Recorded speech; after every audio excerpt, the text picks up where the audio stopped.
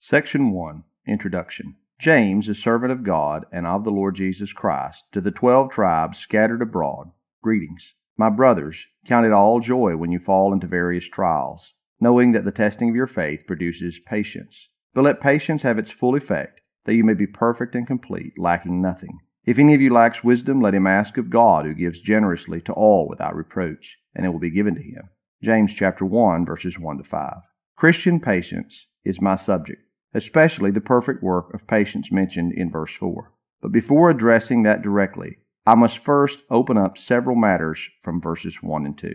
1. Preliminary observations. Number 1.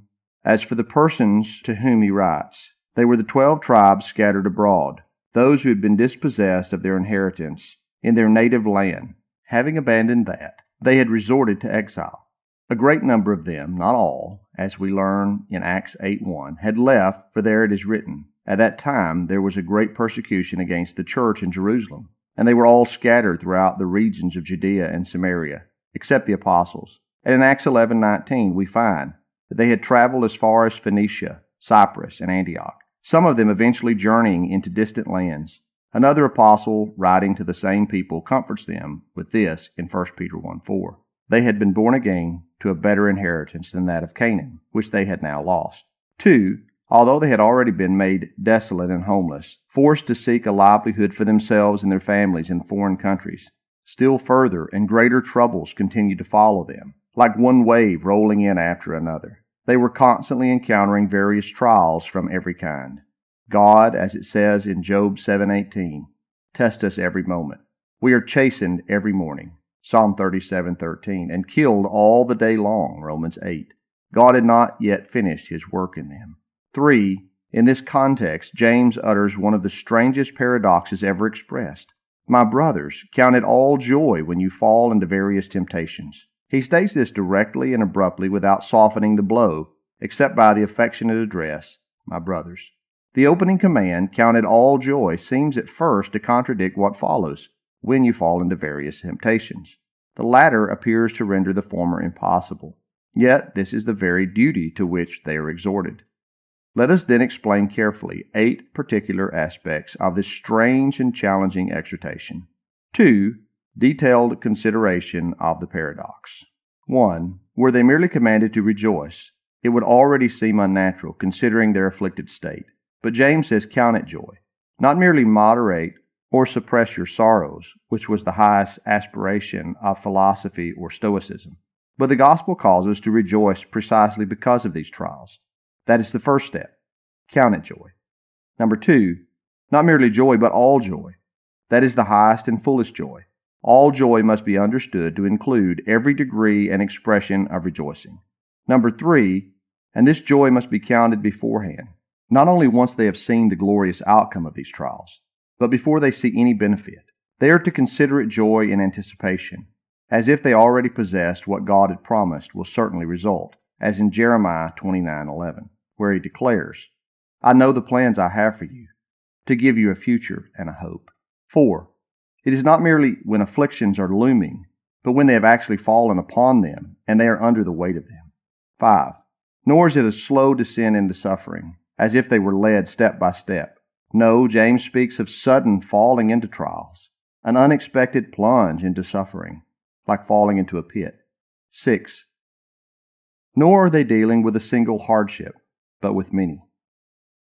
The word translated various is rendered elsewhere manifold, 1 Peter 1:6, which suggests multiplicity and abundance. 7. And these trials are not all of one kind. They are diverse. Afflictions upon their reputations through slander and reproach, upon their bodies and souls, upon their families, wives, children, and friends. These are both internal and external trials. Number 8. Finally, the word fall into, peripasete, implies being surrounded, like falling into a pit or a trap, with snares on every side. All supports are gone. Everything collapses under and around them. They appear utterly sunk and overwhelmed in ruin. To count it all joy, to shout as those do in harvest, or as those who have seized great spoils, when their miseries are so severe that they seem unbearable, and yet their joy must be so great that no greater joy could be expressed. This is the hardest duty ever required of the afflicted hearts of men. Yet God would not require it if it were not attainable, and it is attainable only by the principles of Christianity. This reveals that our Christian faith, which is the only true wisdom, verse 5, possesses such a spirited and sovereign power that it can lift the soul to such a height of glorious perfection even in this life. But some might say, "You have presented to us this difficulty and extraordinary duty. What reason or foundation is there that could persuasively and effectively move our hearts to it? What considerations could stir up this joy, and how can we be brought to it?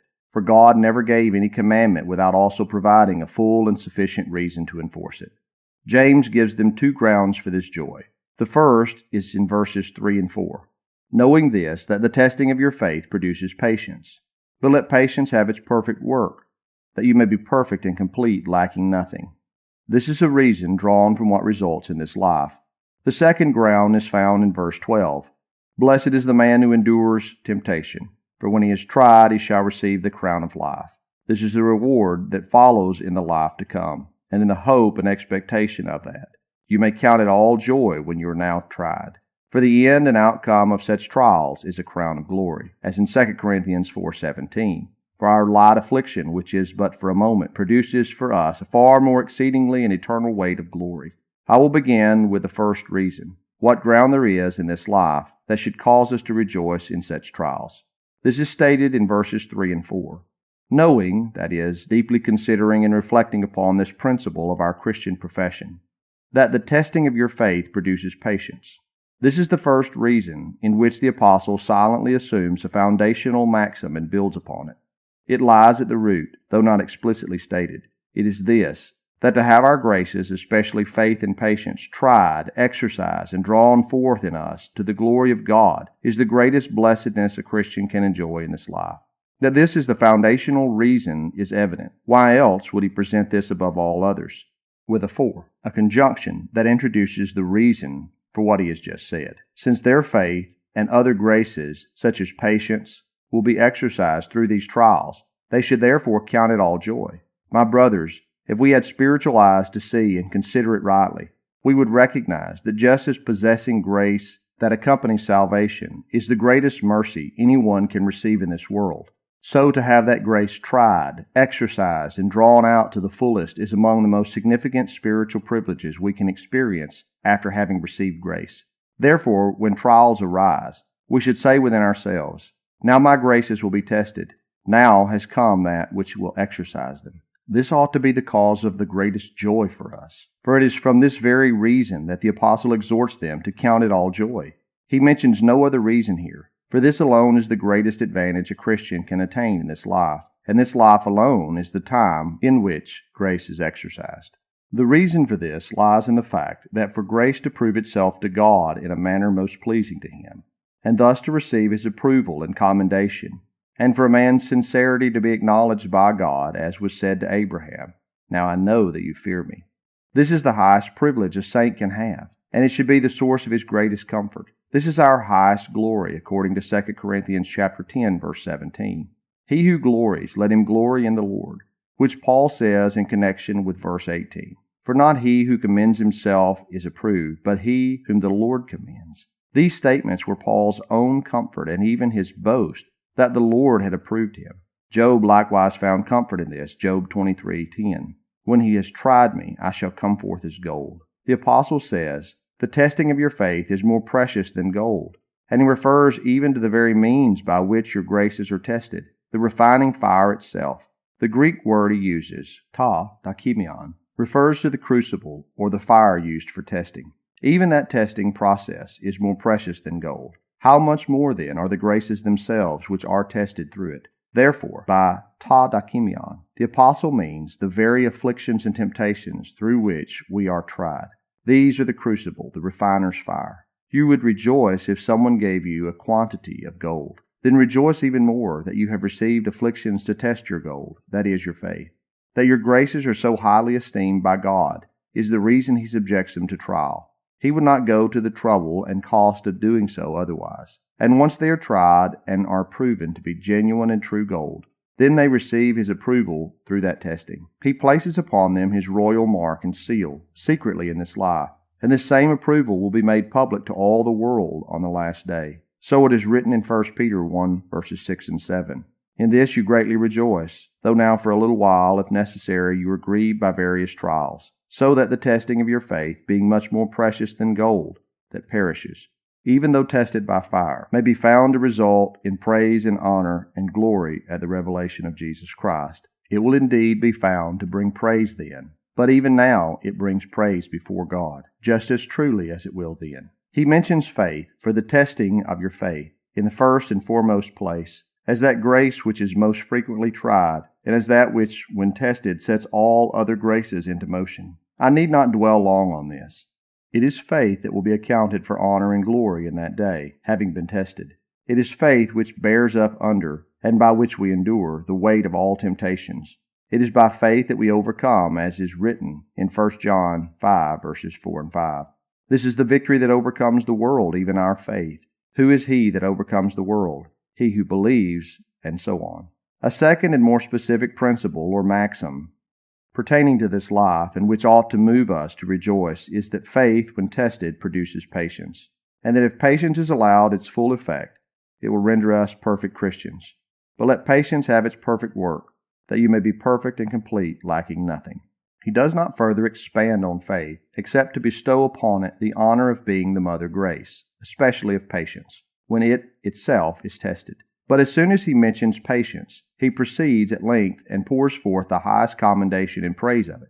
Let patience have its perfect work, and it will make you perfect. Now there is no opportunity, nor any field for the exercise of patience, except where there are trials. And the work of patience can extend only as far as the affliction presses. Thus, his second argument is built upon this principle, that the full and complete operation of patience in our soul is, among all other graces, the highest form of Christian maturity. And therefore, count it all joy when you fall into various trials, for by them you will have that grace, patience, brought forth to its fullest expression, elevated to its highest point, which cannot happen unless the trials are suitably weighty.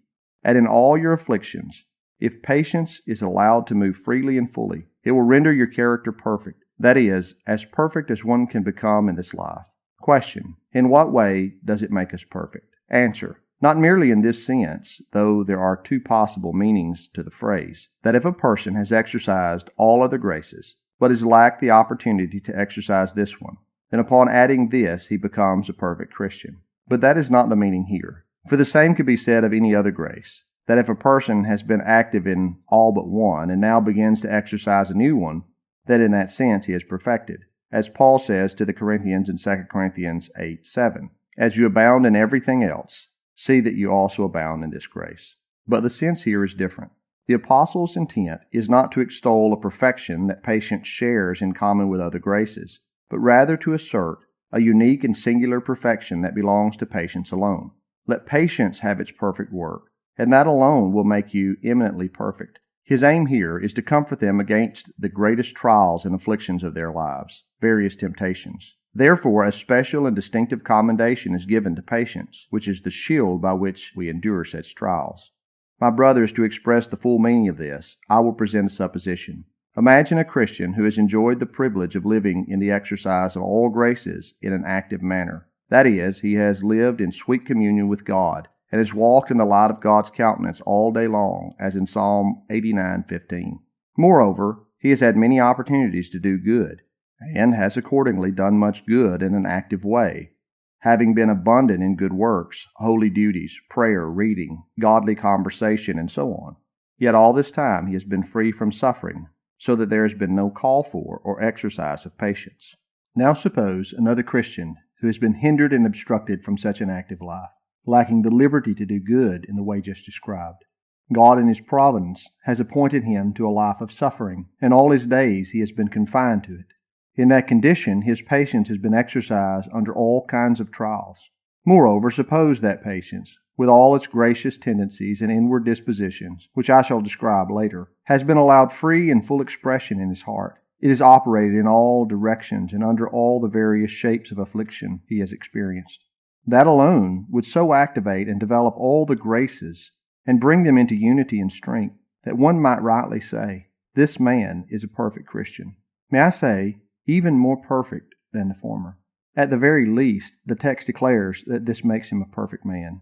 Or again, imagine someone who has been very active in earlier periods of life, having served God with a large and willing heart, and then at the end of life, after having fulfilled the will of God, he is, as a final adornment and crowning of his character, subjected to great sufferings through which his patience is drawn forth and exercised. That person is perfect in every way. Until then, he lacked what constituted the highest perfection. He was not yet fully equipped and complete in the sight of God.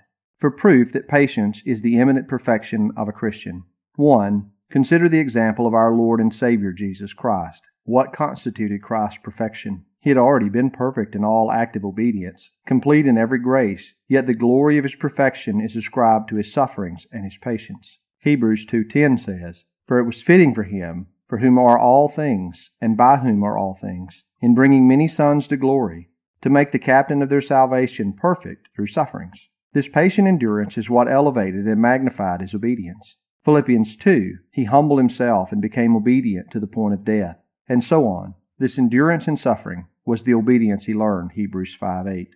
Though he was a son, yet he learned obedience through what he suffered. The active part of his obedience was natural to him, being the natural son and the Holy One of God. Having the law of God within his heart, it was his delight, his food and drink, to do the will of God. Psalm chapter 40, verse 8, and Hebrews 10. This was natural to him. But to suffer, being the Son, and to be patient in suffering, being so great a person, this was something to be learned, as it was not proper to such a person as the Son to suffer. And yet this, I may say, is what perfected his natural excellence. It was a lesson beyond the usual course, entirely foreign and extraordinary. He therefore had to go to school to learn it, for so the text implies. This was the lesson he must learn, one that would perfect him above all others. And indeed, to this end, it is added in verse 9, "and being made perfect," that is, by what he suffered, as the previous verse and chapter 2 have already stated, and as that which perfected him more than all his other obedience, and rendered him more acceptable to the Father. Now it was in his patience and endurance that his obedience chiefly lay. Accordingly, this is often spoken of him, as in Hebrews 12. He endured the cross, verse 2, and he endured such hostility from sinners, verse 3. The same word is used here as is used for patience. The verb and the noun are of the same root. Enduring is used throughout the New Testament, especially in this epistle, to express patience, as in James 1:12 and chapter 5, verse 8, verse 10, and verse 11. Christ thus endured. He was led as a sheep to the slaughter. He opened not his mouth. Hogs cry out, but sheep make no noise when they are led to the slaughter, or when their throats are cut. And this was Christ's own peculiar and transcendent perfection. Therefore, he has set forth an example of suffering and patience for us, and also an example of the glorious end and result of such suffering. As it says in James 5:11, "You have heard of the patience of Job, and have seen the end of the Lord," that is, the Lord Christ, whose suffering many of these Jews, to whom the apostle wrote, had either seen with their own eyes, or known as events of their time. They saw him suffer, and now they behold him crowned with glory and honor, Hebrews 2. That was the end of our Lord and of his sufferings, which made him perfect. 2. And as patience was Christ's perfection, so also it was the mark of the most eminent saints. Look again into this epistle at James 5:11, and you will find the prevailing principle among them to be this: "Behold, we count them happy who endure." It is again the same word used for patience, as mentioned earlier. That is, we Christians commonly judge those to be the happiest people in the world, who are most afflicted with sufferings and yet are armed with patience to endure them. They are happy to the point of a behold, and so in our shared estimation, they are perfectly blessed. Behold, we count them happy. It was a well-known and celebrated maxim among them at that time, and the reality itself was held in highest regard. Then, number 3, take the prophets as an example, he says in James 5:10. He commends them not only for their prophecies, but also for their patience, though he describes them by the phrase, "who spoke in the name of the Lord," that serves only to magnify their example in suffering and patience all the more. He places the crown on the head of that grace. He does not mention any of the good they accomplished, nothing of that, but highlights solely their sufferings. He then specifically names Job. God had boasted of Job to Satan for his former active life of holiness, but the apostle makes no mention of that, nor does the New Testament anywhere. Instead, Job is celebrated for his suffering and his patience alone, as that which endeared him to God more than all the prior part of his life. Lastly, consider the apostles. The Apostle John in Revelation includes it in his coat of arms as a mark of spiritual nobility and a part of his divine heraldry. I, John, your brother and companion in tribulation and in the kingdom and patience of Jesus Christ. Revelation 1:9. For proof that patience is the eminent perfection of a Christian. Now, upon all these grounds, if you are genuine and sincere Christians, and if you understand, as the Apostle's word signifies, how to place a right and proper value upon that which is your greatest privilege and interest in this life, namely the proving and testing of your graces, and particularly this grace of patience above all, as the highest perfection of a Christian, even of Christ himself, and that which was the most eminent commendation of prophets and apostles, then if you desire to be rendered most pleasing to God, count it all joy when you fall into various temptations. For now you have God and Christ, the supreme sovereign Lord and the chief architect and ordainer of these spiritual contests, setting his most gracious eye upon you, taking delight in observing how valiantly, wisely, and faithfully you conduct yourself and discharge your duty. He sits in heaven as the great spectator of these spiritual combats, these jousts and tournaments, which are to him as spectacles, just as earthly games and displays are to us. The Apostle alludes to this in 1 Corinthians 4:9. For I think that God has displayed us, the apostles, last of all, as those appointed to death. For we are made a spectacle to the world, both to angels and to men. Rejoice, therefore, as good soldiers would, to enter into these contests in the sight of their great general and king, to whom they have wholly devoted themselves, and whom they long to please. Thus it is said in 2 Timothy 2:4, No one engaged in warfare entangles himself with the affairs of this life, so that he may please him who enlisted him as a soldier. Therefore, free your hearts and loosen them from all those entanglements that arise from attachment to the things of this world, and from the inordinate affections that cling to the matters of this life, which will only hinder and weaken your ability to patiently endure the losses and trials you encounter in it. Know also that you cannot more fully please the captain of your salvation, nor more commend yourselves to him, than by patient endurance. This is what the apostle exhorts in the previous verse to the same passage in Timothy, verse 3. Therefore endure hardships as a good soldier of Jesus Christ. And in its context, this follows because it pleases your general to see it. In Colossians 1, the apostle first offers a general prayer in verse 10, that you may walk worthy of the Lord, fully pleasing him. This pleasing of the Lord consists first in fruitfulness in good works, the active obedience of the Christian life, being fruitful in every good work, as the same verse states, but also and especially in being strengthened with all might unto all patience and long-suffering, as the second and chiefest and most glorious part which the Christian must perform to complete the former. For this reason, it requires a more excellent and glorious power to effect it than the active obedience did, as verse 11 shows, strengthened with all might according to his glorious power unto all patience and long-suffering. Thus far for the explanation of these words, in preparation for that which I shall more deliberately address in what follows.